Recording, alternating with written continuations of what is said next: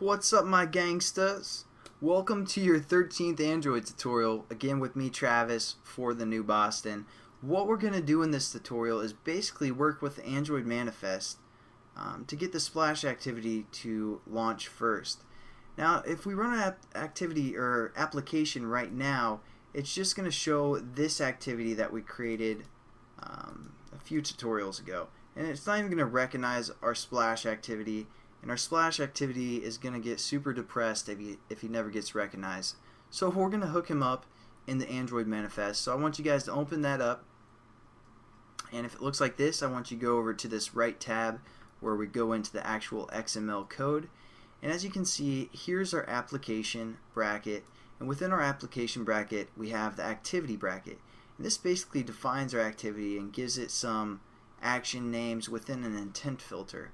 You guys probably don't even care, or you don't even really need to know what an intent filter is for the moment, but basically it adds some reference points and some stuff to it for the most part. So what we're going to do is we're going to copy that activity and paste it below, and we're going to change some things around because we want the splash activity or a splash class to start first. So what we're going to do is we're going to change the Android name from starting point to our class name called Splash. And this is case sensitive, so make sure you spell it exactly how you spelled your class name. And now this is going to be what launches first because we have this launcher intent for the most part, or within the intent filter under our category name. So that's what's going to look for when our application starts. It's going to look for this launcher item and then see where that is, what activity that's located in. And it's going to be like, oh, the splash activity, let's start that up. Yeah, that sounds like a great idea. And so that's what's going to happen. But the problem is, right now we have two launcher items, one for starting point and one for splash. So we need to get rid of the launcher on our starting point and just let the starting point chill a little bit. Just relax, wait till he needs, until we need him for the most part. So we're going to say default, from launcher to default, and you guys need to spell that correctly, all uppercase, and that's basically just going to recognize that our activity is there, but it's not going to do anything until we tell it to do anything. So that's what that is.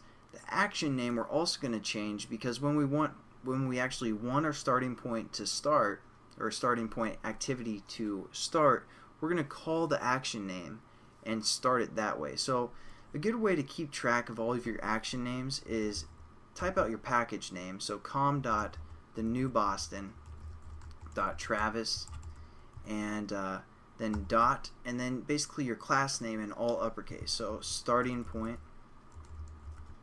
Starting to lose my voice, I'm sorry, but that's how we're going to define our action name. And again, we can refer to this action name to start up our starting point class or activity when we want to.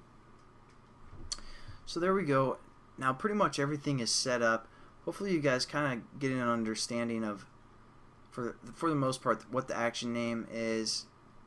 I shouldn't refer to this one. This is just kind of this is kind of what the phone is looking for as well when it starts up the launcher item. But as for the action name and setting it to either default or a launcher item.